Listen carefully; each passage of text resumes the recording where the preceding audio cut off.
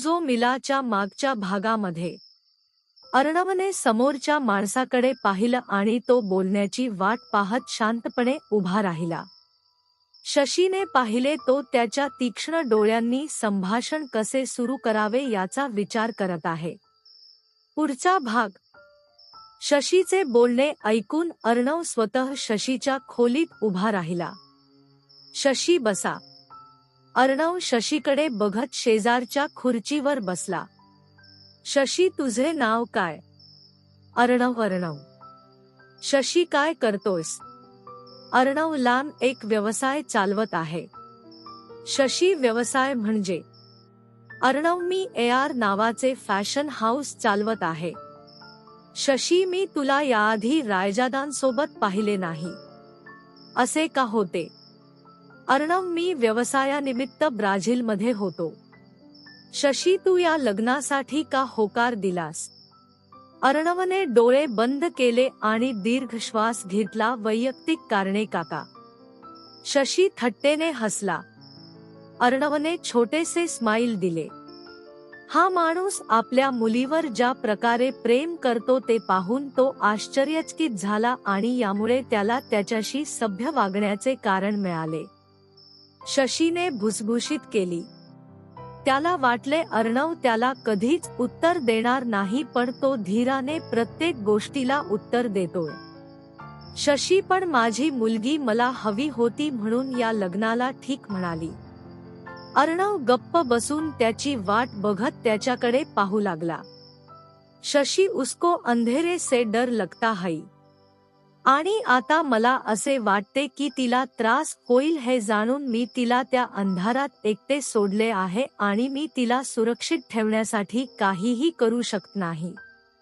तू तिथे येण्याआधी तुझ्या घरच्यांच्या वागण्याने मला खूप दुखावलं होतं आणि मला खात्री आहे की माझ्या मुलीलाही तेच वाटत असेल. अर्णवने त्याचे शब्द काळजीपूर्वक पाहिले आणि तो पूर्ण होईपर्यंत त्याचे ऐकण्याचे ठरवले. शशी तुम्ही विचार करत असाल की काल मी स्वतः तुमच्या दोघांच्या लग्नासाठी होकार दिला तेव्हा मी असा का बोलतोय? काल माझ्याकडे दुसरा कोणताही पर्याय उरला नाही. तुझ्या कुटुंबाने आणि माझ्या आईने इतक्या गोष्टी सांगितल्या आणि माझ्या मनात इतका दबाव निर्माण केला की मी त्यापलीकडे काही विचार करू शकत नाही. आणि आता मला फक्त तुझ्याकडून फक्त एकच गोष्ट हवी आहे. माझ्या मुलीला असा नवरा असावा जो तिच्यावर प्रेम करेल आणि तिची काळजी करेल जसे शरीर करत नाही. पण जे काही घडले तिच्यावर प्रेम होईल ही आशा मी गमावली. पण मला अपेक्षा आहे की कुशीला तिच्या कोणत्याही चुकीची शिक्षा मिळणार नाही आणि तिला योग्य ते सन्माननीय जीवन जगावे लागेल. अर्णवने एक दीर्घ श्वास घेतला. मला काय बोलावे कळत नाही. मी स्वतः एका मोठ्या गोंधळात आहे. पण मी तुम्हाला एका गोष्टीची खात्री देऊ शकतो. तुमची मुलगी तिला योग्य असलेल्या सर्व सन्मान आणि सन्मानाने आयुष्य जगेल. मी तुम्हाला ते वचन देऊ शकतो. शशीने डोळे मिटून एक दीर्घ श्वास घेतला आणि डोळ्यातून अश्रू वाहू दिले. अर्णव काका थोडा वेळ आराम करा. मी बाहेर असेन. शशीने उसासा टाकून मान हलवली.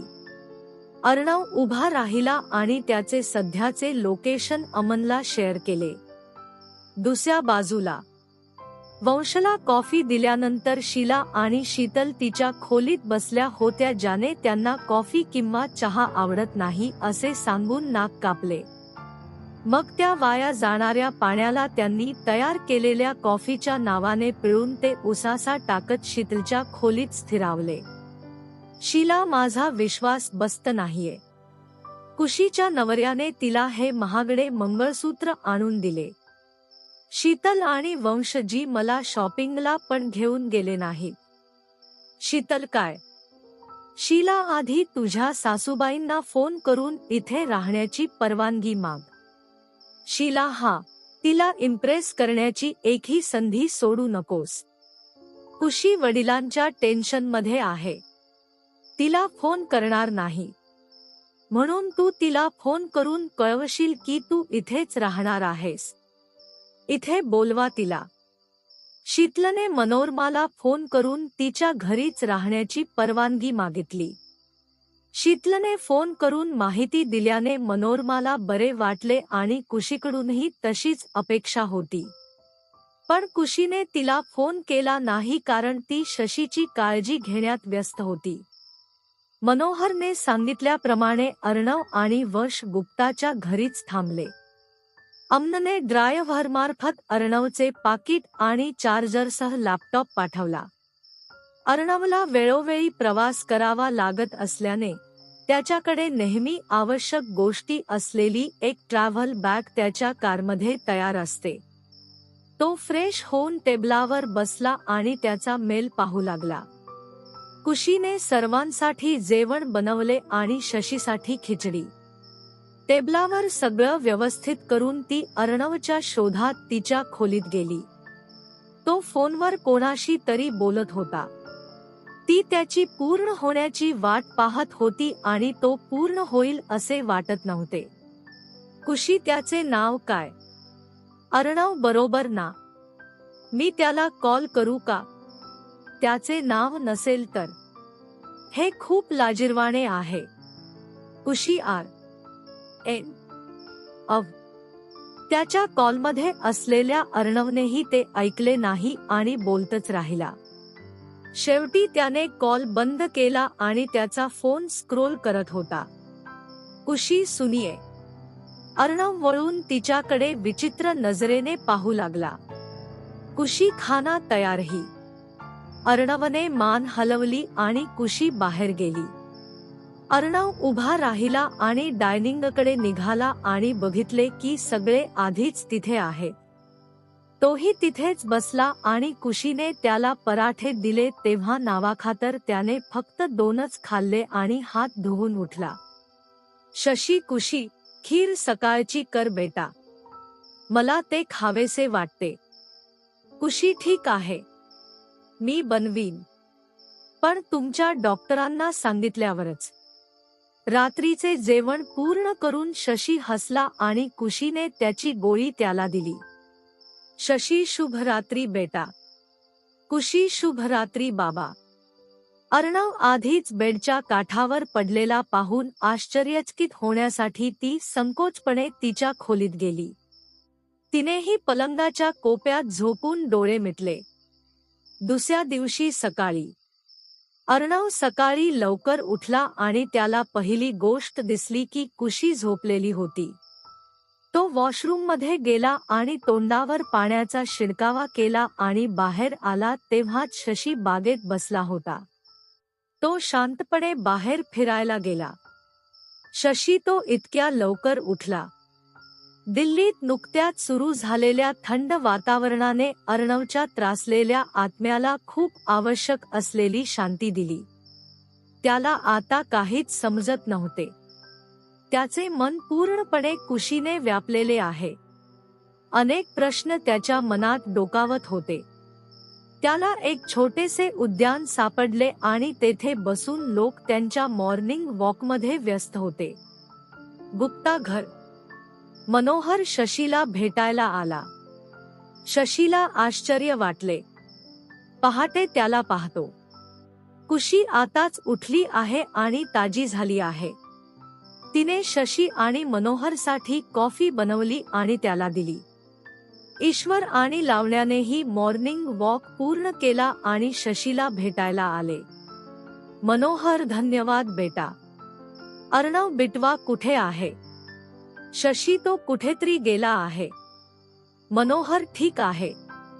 कसे आहात शशीजी? शशी, अजून जिवंत आहेत मनोहरजी. मनोहरने एक छोटंसं स्माइल दिलं. तुला कुशी बिटियाची खूप काळजी वाटते ना? शशीने एक दीर्घ श्वास घेतला कारण त्याच्या डोळ्यात अश्रू आले. कुशीने त्याच्याकडे काळजीने पाहिले. मनोहरने शशीचा हात धरला. तुला काही नाही. तुमची मुलगी खूप सुरक्षित हातात आहे. शशीने भुवया कुरवाळल्या. मनोहर हसला. मनोहर, तुमच्या मुलीसाठी अर्णव बिटवा सारखी व्यक्ती तुम्हाला कुठेच सापडणार नाही. मला माहित आहे की त्या दिवशी जे काही घडले ती पूर्णपणे आमची चूक आहे. पण एक म्हण आहे, जे काही होते ते चांगल्यासाठीच होते. हे सांगताना माझ्यावर विश्वास ठेवा.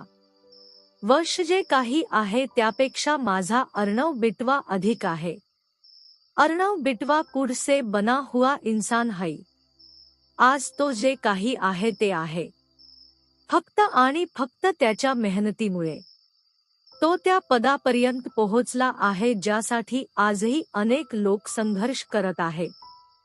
शशीला अजूनही विश्वास बसत नव्हता. त्याला त्याच्याच नानीचा राग येतोय. त्याच्याकडून माझ्या मुलीशी चांगले वागावे अशी अपेक्षा मी कशी करू शकतो? आणि त्याच्या पालकांचे काय? मनोहर शशीजी, अर्णव बिटवा माझी मोठी बहीण रत्ना हिचा मुलगा आहे. तिचे आणि अर्णव बिटवाचे वडील राहिले नाहीत. अगदी कोवळ्या वयातच त्यांनी अनेक वाईट गोष्टी पाहिल्या आहेत. आणि अम्माने सर्व काही वाईटरित्या पेटवले आहे. म्हणूनच ते नाराज आणि रागात होते. खरंच सांगतो, आकाश आणि वंश या दोघांपेक्षा वयाने मोठे असूनही त्याला लग्न करण्यात रस नव्हता. मला वाट पाहायची होती, पण माझ्या बायकोला ते जमले नाही आणि तिने आकाश बिटवाशी लग्न केले. तिनेही वंशच्या लग्नासाठी हट्ट धरला. त्यामुळे सगळी घाई झाली. मी अर्णव बिटवाला समजावण्याचा प्रयत्न केला, पण तो पटला नाही. त्या दिवशी त्याची खात्री पटली आणि तुझी मुलगी पत्नी म्हणून मिळाली हे चांगले आहे. ये की कीजिए, मेरा अर्णव बिटवा ही राही. मनोहरने अर्णवसाठी वापरलेला स्वर खरोखरच शशीला काहीसा विरघळला आहे. पण त्याला पूर्ण विश्वास बसत नाही. त्याला बघायचा विचार केला. ते बोलत असतानाच अर्णव गेटमधून आत शिरला. त्याला पाहून मनोहर हसला. अर्णव मामा, तुम्ही इथे काय करताय? मनोहर, माझा योगा क्लास फक्त अर्णव बिटवा जवळ आहे. ते संपवून मी शशीजींना भेटायला आलो. हाय मामाजी, त्यांना मागून आवाज आला आणि मागे अमन दिसला. मनोहर तेजस्वी हसला. अरे अमन, कसा आहेस? अमन लम ठीक आहे मामाजी, तू कसा आहेस? मनोहर लैम ग्रे. तुम अभी भी अर्णव बिटवा के पीछे ही भाग रहे हो. शादी वही करेगा की नाही? तू अजूनही अर्णव बिटव्याच्या मागे धावत आहेस. तू कधी लग्न करशील की नाही? अमन वळला आणि अर्णवकडे बघत हसला. अमन, इथे काय गंमत आहे? अर्णवने होकार दिला आणि आपले हसू नियंत्रित करण्याचा प्रयत्न केला. अमन मामाजी, आतापर्यंत माझं लग्न झालं असतं, पण मध्येच हत्तीच्या आकाराची समस्या आली. मनोहर, अरे तू अर्णव बिटवाला सांगितलंस तर तो तुझ्यासाठी सोडवला असताना. अमन, तो स्वतःच माझ्यासाठी सर्वात मोठा प्रॉब्लेम आहे मामाजी. मनोहर हसला तर अर्णवने एकच कपाळ वर केली. अमन, खरंच हुआये. मी माझ्या आजोबांना वचन दिले आहे की मी त्यांच्या पाऊलखुणा चालवीन. मनोहर, एवढी छान विचारसरणी. अर्णव, लवकर ठरवू नका मामा. संपूर्ण कथा विचारा. अमने डोळे मिचकावले आणि मामाजींच्या शेजारी आरामात बसले. मी त्यांना वचन दिले आहे की त्यांच्याप्रमाणे मी देखील फक्त लव्ह मॅरेज करेन. पण आजपर्यंत मला एकही मुलगी सापडलेली नाही. मनोहर गाल ओढत हसला. बदमाश. अर्णव, माफ कर. मी फ्रेश होईन. मामा, पण तू आजकाल घरी येत नाहीस. अर्णव आत गेला तर अमनने होकार दिला आणि मनोहरकडे वळला. अमन, तू तुझ्या पुतण्याला का विचारत नाहीस? उसका क्या? उसे काम करने की भी आवश्यकता नहीं. अपने हकी आवाज पे बात करके सबको पता देता है. पण गरीब मी. ग्राहकांना प्रभावित करण्यासाठी मला गाढवासारखे काम करावे लागेल. मामाने अमनच्या मागे वळून पाहिलं. अर्णव बिटवा, आम्ही फक्त तिथे कोणीही नाही हे पाहण्यासाठी अमनने श्वास घेतला आणि सीटवरून उडी मारली. त्याला बघून सगळे हसू लागले. मामा, मी तर मस्करी करत होतो. वैसे बात तो ठीक कहा तुमने. त्याला इतरांना प्रभावित करण्यासाठी कोणत्याही प्रयत्नांची गरज नाही. अमन हस्त शशीकडे वळला. काका, तुमची तब्येत कशी आहे? शशीने चकित होऊन मान हलवली. मी चांगला आहे. अमन, आणि तू खुशी आहेस ना? खुशीने मान हलवली. अमन, हे काकांसाठी. त्याने फळांची मोठी टोपली पुढे केली. शशी, इसकी काय जरूरत थी? अमन, ऐसे कैसे जरूरत नहीं. तू माझ्या फक्त मित्राचा सासरा आहेस. मी तुम्हाला पहिल्यांदा भेट देत आहे. रिकाम्या हातांनी तुला नमस्कार कसा करावा? अरे, तुझ्या मुलीचे लग्न माझ्या सर्वात जवळच्या मित्राशी झाले आहे, त्यामुळे आजपासून मी तिचा भाऊ आहे आणि ती माझी बहीण आहे. मी माझ्या बहिणीसाठी एवढे करू शकतो ना?